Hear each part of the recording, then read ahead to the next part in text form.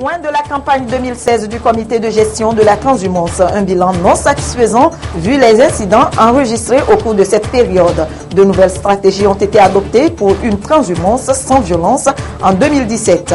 Le forum sur les investissements hôteliers, c'est du 21 au 22 juin à Lomé. Plus de 500 investisseurs de par le monde sont attendus. L'occasion pour nous d'en savoir un peu plus sur le secteur du tourisme au Togo et son impact sur l'économie nationale. Et puis, plus de 450 actes ont été retenus au cours du colloque scientifique international Accra en 2014 autour du thème « Quelle contribution des universités pour le développement en Afrique ?» Ces communications ont fait justement l'objet de publications en 2 volumes pouvant toutefois servir à mener de nouvelles recherches.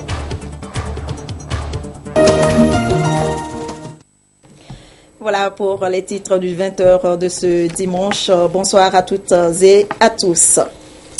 Bientôt va démarrer une nouvelle campagne de la transhumance au Togo et le gouvernement s'active pour sa réussite. Une rencontre a été organisée à Accra pour faire le point de la campagne 2016. Vous le savez, a été émaillée de violence. Le comité de gestion de la transhumance a également étudié des pistes pour une transhumance apaisée en 2017. Nestor Mouzou. Depuis les années 1970, le Togo accueille les éleveurs transhumants sur son territoire. Cette activité, qui en principe devait être bénéfique pour les communautés, est parfois source de conflits. La campagne 2016 en est une illustration. Selon les dispositions réglementaires, cette campagne devait commencer le 30 janvier pour prendre fin le 15 mai. Cependant, avant le mois de janvier, certains transhumants étaient déjà rentrés au Togo et peu de temps après, des incidents ont surgi. Un mois après la fin de la campagne, le comité national de la transhumance s'est réuni à Accra pour faire le point. Les incidents majeurs ont éclaté à partir du mois de février. Ils ont entraîné la mort de 5 personnes dans les régions maritimes, plateaux et centrales. 13 autres personnes ont été blessées. Les services techniques ont aussi enregistré 239 cas de destruction de champs ou récoltes estimés à 12 155 000 francs CFA, dont 7 900 000 ont été pris en charge par les auteurs. Quant aux animaux abattus, ils sont chiffrés à 107 têtes. Suite aux actes de violence, des séances de sensibilisation ont été menées pour faire baisser la tension. Par rapport à la présentation de la situation de la transhumance 2016, des leçons sont à tirer. Quelqu'un a dit tout à l'heure que la transhumance peut être source d'insécurité. Et ce n'est pas faux. Parce que certains incidents que nous avons enregistrés au cours de la dernière campagne, les armes utilisées, ce n'étaient pas des armes de chasse, mais des armes de guerre. Alors on se pose la question, comment c'est arrivé? Si les gens arrivent seulement pour faire paître les troupeaux et qui sont armés des fusils de guerre, ça devient un problème. Mais notre pays est dans un espace communautaire. Nous avons toujours demandé au préfet de commencer à tendre la sensibilisation. Parce que nos populations, les agriculteurs ne comprennent pas pourquoi on accepte les gens qui viennent parfois leur tirer dessus. Donc je crois qu'une des leçons à tirer, c'est de vite commencer la campagne.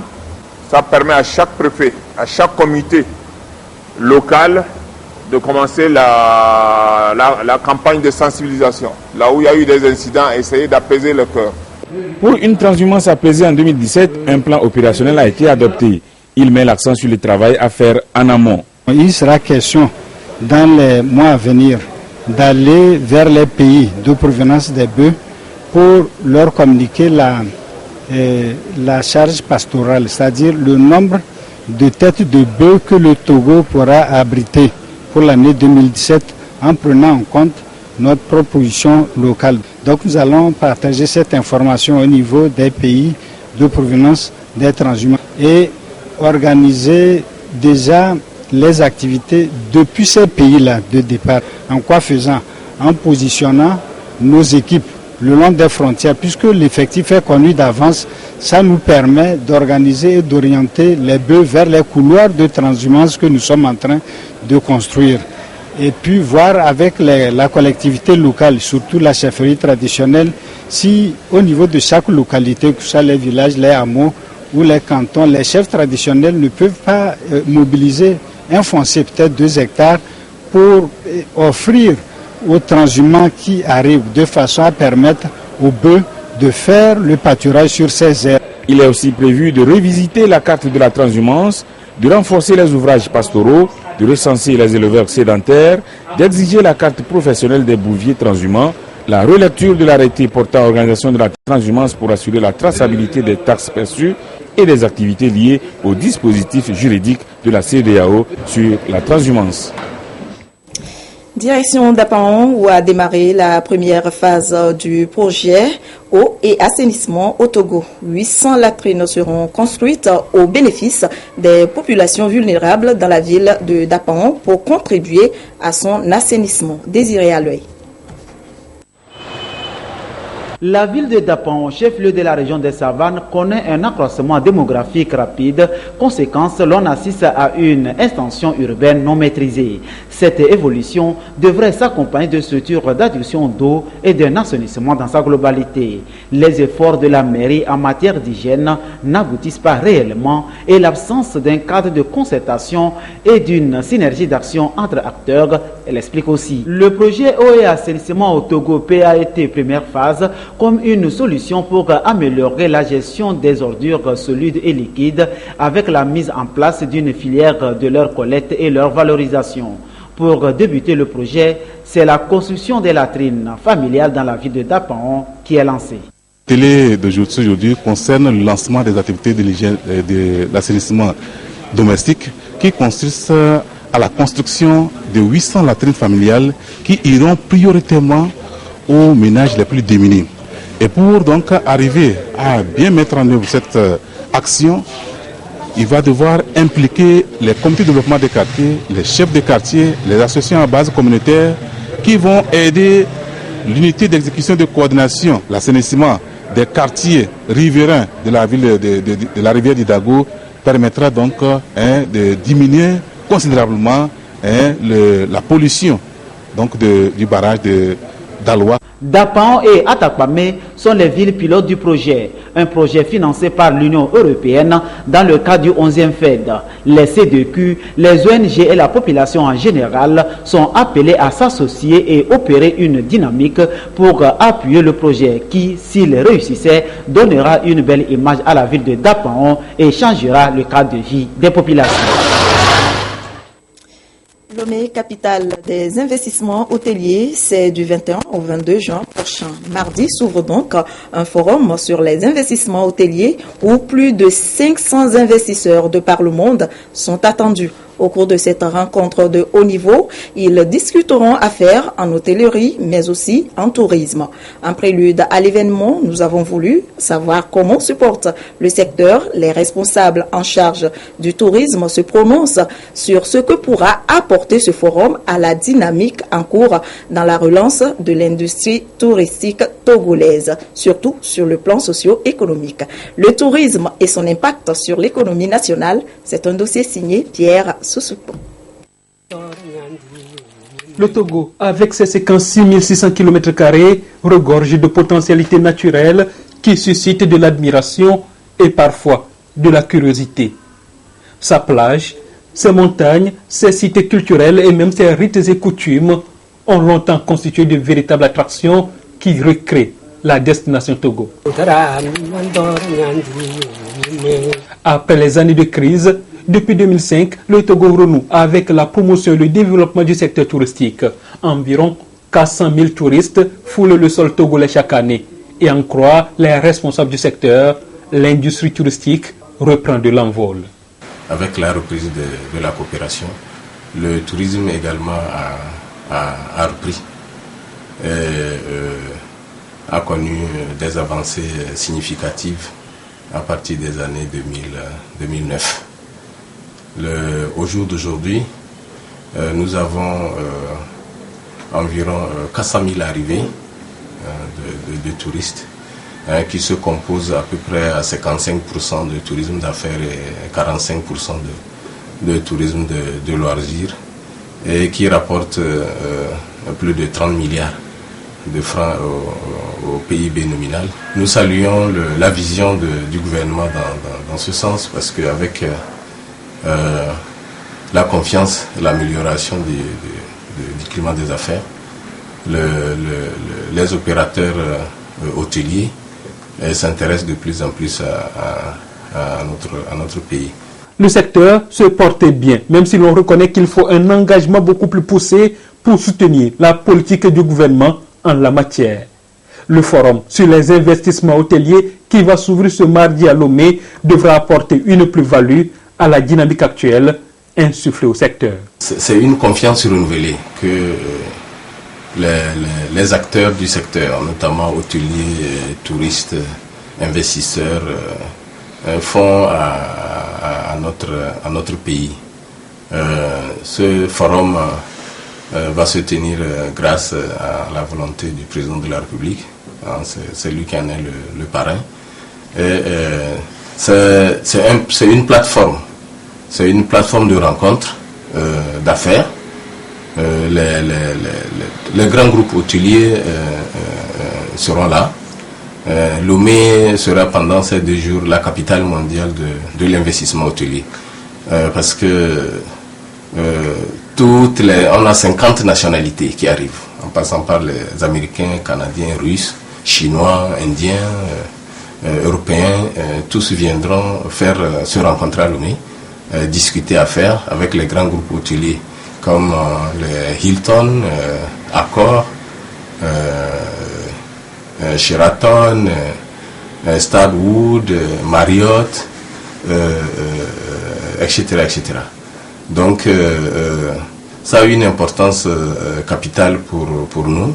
Les opérateurs locaux ont été invités à prendre part. Ils se sont inscrits massivement pour rencontrer donc les grands groupes hôteliers qui, pour chercher des investissements, des conseils financiers,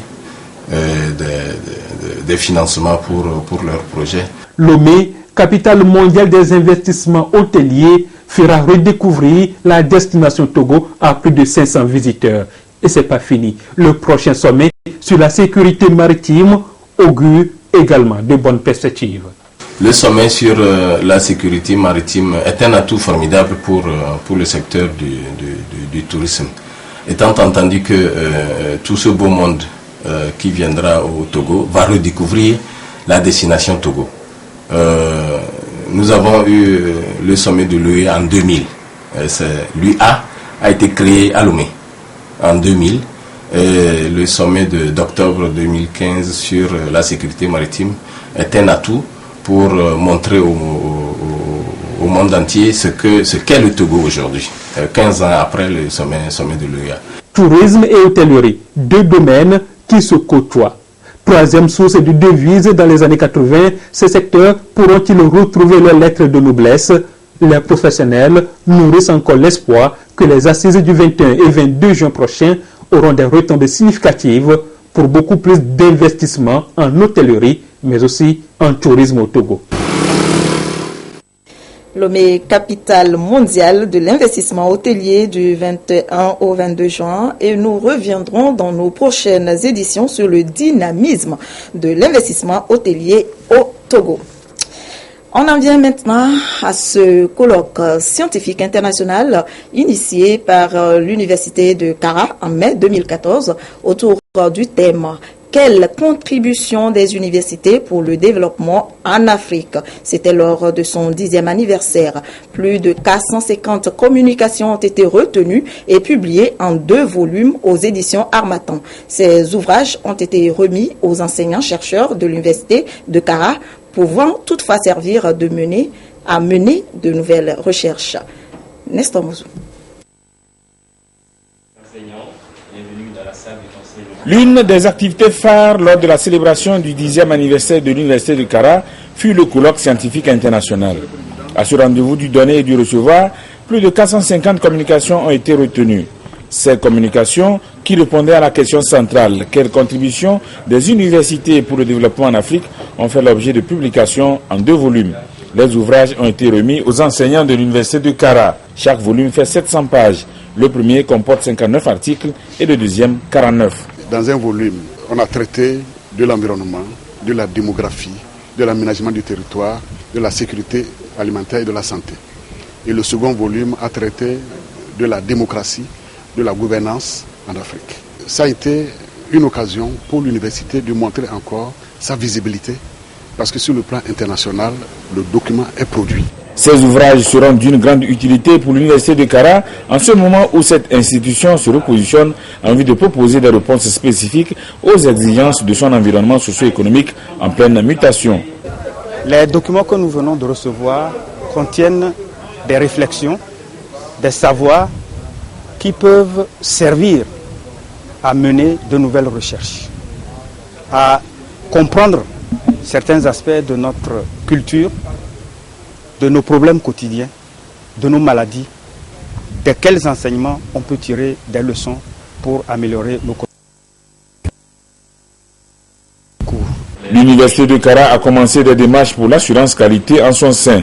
Le président de l'institution souhaite que la réussite du colloque serve d'exemple pour d'autres initiatives afin de contribuer à hisser l'Université de Kara au rang des grandes universités de la sous-région ouest-africaine. L'économie numérique, un autre facteur de développement sur lequel compte le gouvernement togolais pour booster l'économie du pays. Plusieurs actions sont d'ailleurs menées dans ce sens pour encourager des idées innovantes. Et c'est le cas de ces étudiants qui ont mis au point certaines applications comme Amphimillion. Cette application permet de télécharger ou de suivre les cours des universités du Togo dispensés antérieurement. Idiari et Togo Agro sont également d'autres applications à découvrir dans ce dossier réalisé par Luc Assi. Soucieux de participer pleinement à l'essor de l'économie numérique au Togo, les jeunes s'appliquent à développer des applications innovantes, pratiques et utiles susceptibles de révolutionner et de changer le quotidien des populations. C'est l'exemple de l'application Amphimillion créée par ce jeune étudiant qui permet de télécharger ou de suivre les cours des universités du Togo dispensés antérieurement. Ceci pour solutionner le problème de surnombre dans les amphis. Idiari, une autre application innovante. Elle permet d'adapter le profil du téléphone par rapport à l'emploi du temps personnel. Elle porte la signature d'un groupe d'étudiants de l'Institut africain de l'informatique IAI. Idiari permet de changer automatiquement les profils, c'est-à-dire si par exemple vous êtes en réunion, vous n'aimez pas être dérangé à une certaine heure, donc vous paramétrez juste l'heure à laquelle vous n'aimerez pas être dérangé et donc l'application se charge de changer le profil selon l'importance de l'événement que vous avez à cette heure-là.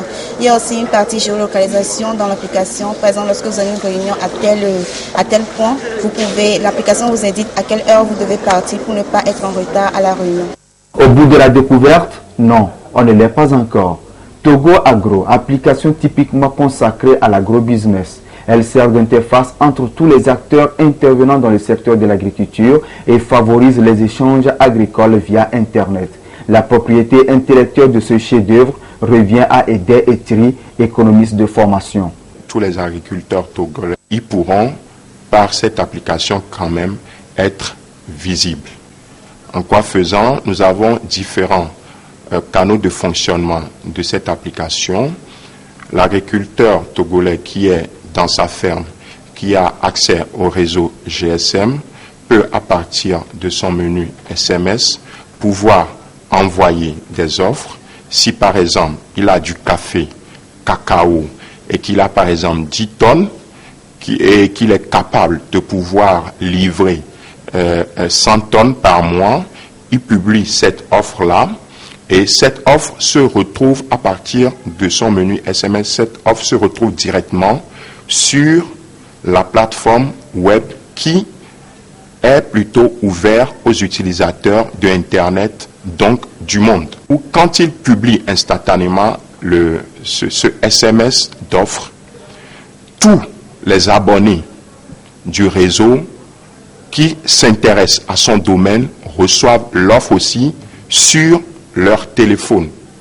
Et ce faisant, s'ils sont intéressés, ils pourront prépayer cette commande-là. D'un développeur à un autre, Lionel Akwe, lui, il travaille sur une technologie peu connue au Togo qui est développée en France. Son application, c'est la .call.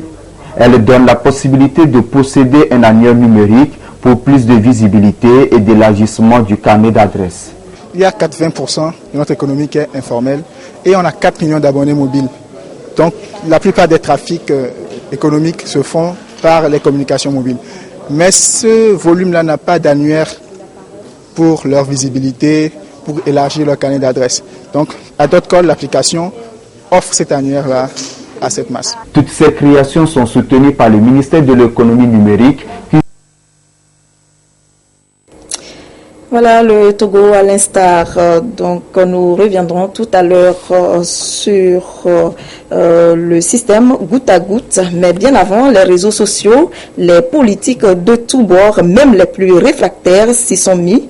Blogs, vidéos, échanges en direct avec les électeurs, équipes dédiées, le message politique via le web fait désormais partie de leur dispositif de communication. Regardez. La parole présidentielle s'est déclinée sur plusieurs supports, à la télévision, en direct sur le site internet de l'Élysée, et les phrases importantes sur Twitter, car tous les politiques sont aujourd'hui connectés. Exemple, la bataille des primaires à droite avec les principaux candidats déclarés. Alain Juppé dispose d'une équipe web, une cinquantaine de bénévoles en France qui, sur Facebook, Twitter ou bien Instagram, publie textes, photos et vidéos. Une communication sans filtre. Les réseaux sociaux, ça vous permet aussi de raconter l'histoire que vous souhaitez raconter. C'est-à-dire personne ne vous l'impose. C'est la grande différence, notamment avec les médias. Mais surtout, l'équipe scrute les attaques, comme les tweets sur l'âge d'Alain Juppé, 71 ans. Juppé fait le coup du « je suis le fils de Chirac ». 12 ans d'écart, ça me rappelle un vieux tweet, ça. Comme il est vieux, le Juppé, ça fout vraiment la trouille. C'est compliqué de garder son sang-froid, mais il faut. Car les coups proviennent souvent du même camp politique. C'est des comptes NS 2017, par exemple. Donc c'est Nicolas Sarkozy, c'est des soutiens de Nicolas Sarkozy. En guise de réponse, il y a ces petits dessins pour tenter de donner une deuxième jeunesse. Mais aujourd'hui, la popularité d'un candidat se mesure aussi à son nombre d'abonnés Twitter. 362 000 pour Alain Juppé, devant François Fillon et Bruno Le Maire, mais loin derrière Nicolas Sarkozy, 1 300 000. Un générique et un présentateur. Bonjour, nous voici rendus au numéro 4 de Pas vu à la télé. Jean-Luc Mélenchon dispose de sa propre émission sur son blog. Je rappelle la règle, je ne suis écoutez, bienvenue dans mon bureau. Marine Le Pen choisit la discussion vidéo sur Facebook. Et moi, nous organisons... Voici peut-être un avant-goût de la future campagne présidentielle. En diffusant de la vidéo en live, les réseaux sociaux comme Facebook deviennent des chaînes de télévision. C'est dans la stratégie des réseaux sociaux de développer ça. Les politiques vont voir ça comme une façon immédiate, disponible, gratuite et sous contrôle de faire leur communication auprès du grand public, comme s'ils avaient leur propre chaîne de télévision. À l'Assemblée, les députés aussi reconnaissent utiliser les réseaux sociaux. Si je vous dis Snapchat, ça vous dit quelque chose? Non, moi pour le moment, mon niveau d'intégration technologique s'est arrêté à Facebook, Twitter. J'ai pas réussi à aller au-delà. Twitter, Facebook, Snapchat et Instagram. Beaucoup jurent ne pas en abuser, mais personne ne se cache pour surfer. Une nouvelle ère de la communication politique semble bel et bien engagée. Le Togo, à l'instar du reste du monde aujourd'hui, est sous pression des changements climatiques, où c'est l'inondation, où c'est la sécheresse. Et ce sont les producteurs agricoles qui en pâtissent le plus. Face à cette situation, quelles sont les actions engagées par l'État togolais à travers le projet ADAPT? Il a été institué un système de maîtrise de l'eau, le goutte à goutte. Focus ce soir sur son fonctionnement et les résultats enregistrés avec Adolphe Paca. Qu'est-ce que nous avons fait? Des terres qui n'offrent plus que de la poussière. Edmond et son groupement doivent semer du maïs et des légumineuses, mais cette année, ces cultures vont manquer cruellement d'eau. Depuis quelques années, ce sont des anomalies climatiques du genre qui sapent les efforts du monde rural. Si ce n'est pas la sécheresse, c'est la vague d'inondation.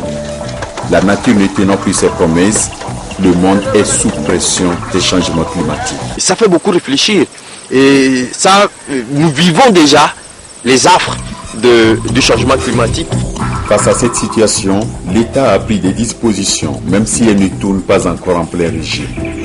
Le projet d'adaptation de la production agricole au changement climatique est une initiative du gouvernement togolais dans le cadre de son plan d'action national d'adaptation au changement climatique.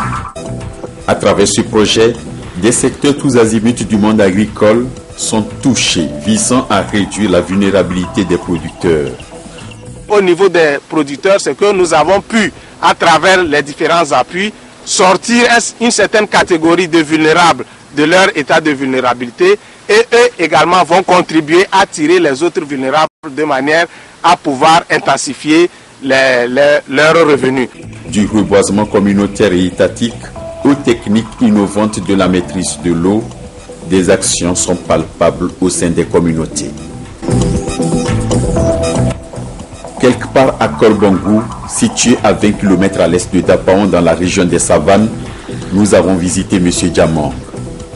Son jardin, depuis 2 ans, est le premier à bénéficier de l'expérimentation du système goutte à goutte.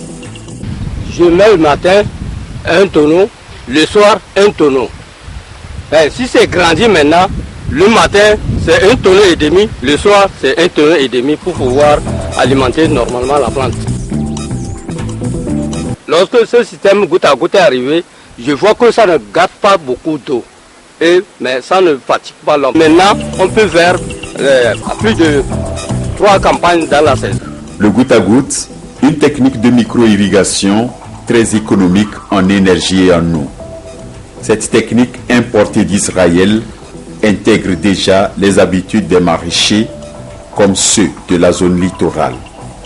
Nous nous rendons à Agbavi, puis à Goumoukopi. C'est un système automatique. On ouvre le ventre et puis l'eau sort automatiquement dans les tuyaux et que ça rentre maintenant et tombe sur les plantes.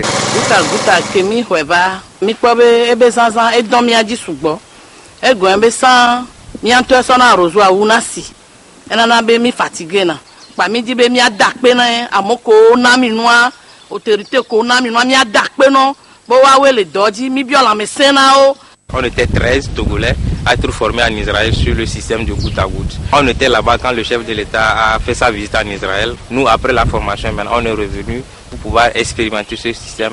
Et ce système se situe même presque au cœur même des changements climatiques. Parce que qui parle de changement climatique parle de la diminution des ressources en eau. Donc on ne peut plus attendre les pluies pour produire. Ce que nous gagnons par ce système, premièrement, économie d'énergie. Et on bénéficie de carburant. Bon, deuxièmement, ça permet aux plantes de gagner plus profondément de l'eau. Et ça permet aussi de donner un bon rendement. Augmenter les superficies et gagner du bon rendement, le Togo ne peut maintenir le cap que par la maîtrise de la face cachée du dérèglement climatique. Ces techniques innovantes enregistrent des succès visiblement aperçus dans les champs, mais restent aujourd'hui à les vulgariser. Le centre Marie-Dominique des Sœurs Salésiennes de Don Bosco vient de délivrer des attestations de fin de formation à ses élèves. Elles sont 48 filles à recevoir leur certificat de fin d'apprentissage dans plusieurs domaines, notamment l'informatique bureautique, la coupe-couture et la cuisine. Nathalie Panéry. Elles sont 48 jeunes filles du centre Marie-Dominique des Sœurs Salésiennes de Don Bosco à Lomé. Après 1 à 3 années de formation en coupe-couture, en coiffure très esthétique, en cuisine-pâtisserie et en informatique saisie bureautique, ces apprenantes ont eu droit à leur certificat de fin d'apprentissage et certificat d'aptitude professionnelle.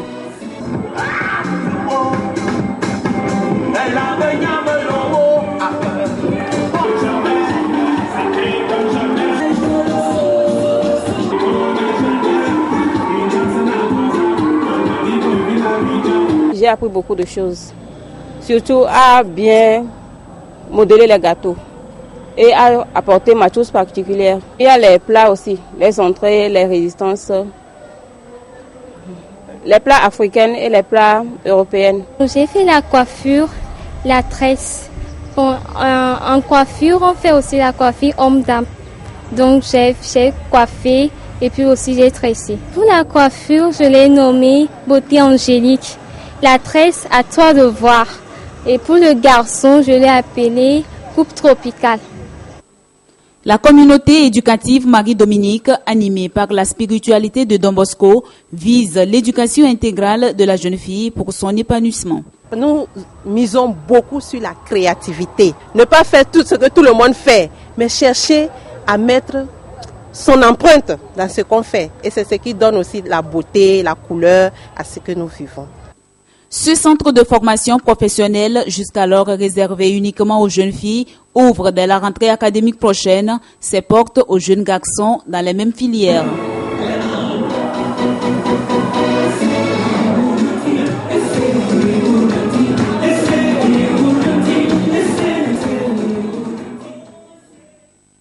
Voilà, c'est sur cette belle ambiance que se referme ce journal. Merci de nous avoir prêté attention. Retrouvez Adolphe Paca à 22h30 pour l'édition de nuit. Je vous souhaite une très belle soirée et bonne fête à tous les pères.